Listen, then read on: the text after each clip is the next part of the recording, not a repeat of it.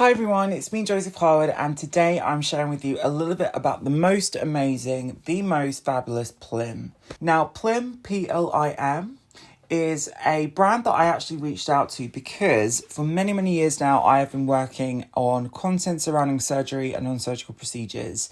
Now the reason why I wanted to work with Plim is because I feel like there has been a bit of a speedy approach to advertising medical and non-medical, non-surgical and surgical treatments for our wellness, for taking care of ourselves, and people are going through unsafe options to get more affordable treatments.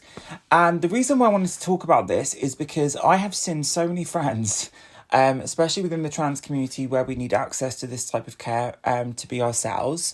I have seen things go wrong, and when complications arise, they can't afford to get home from the destination, or I believe they call it medical tourism or aesthetic tourism. They can't get home from their destination they're being operated on. And for me, that is a nightmare times 10. And I wanted you guys to know there are safer routes to this. I have been also working with the British Beauty Council for a number of years. I worked on the census that was out last year, which went to the House of Parliament, where we all came together and we spoke about diversity, equity and inclusion. And we actually organised an incredible survey that it was a nationwide census that fed back information about inclusionary practices that we need to actually adapt going forward. So I've been working with them on lots of things, and I was in the British Beauty Week campaign last year all over the UK.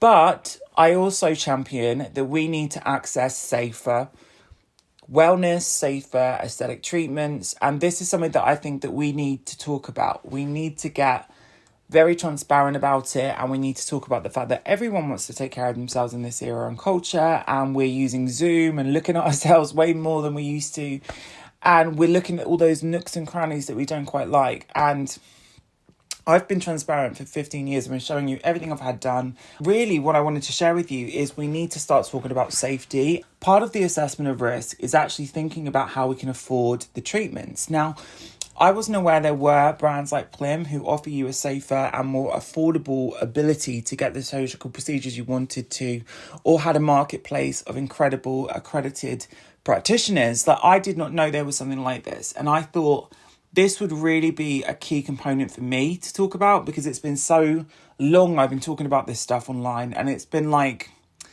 there has been an increase in regulations, but actually what we do need to look at is whether we can talk about how we assess what is the safest route.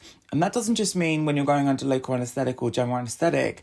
That also means safe in terms of financial safety.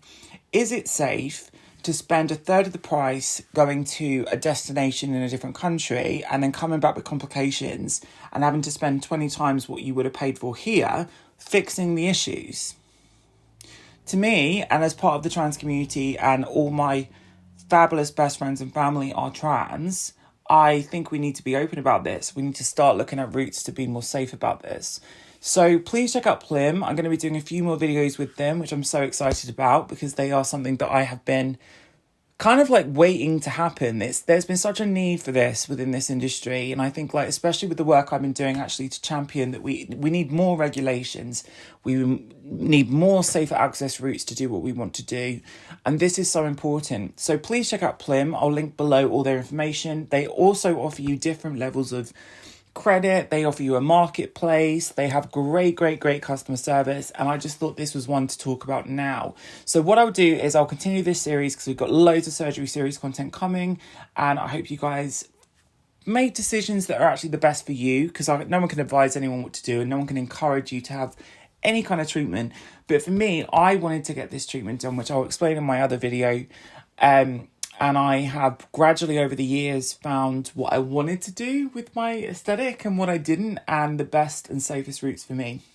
So I can only share what I've been through and my experience, but check them out. I will see you in my next video, and take care.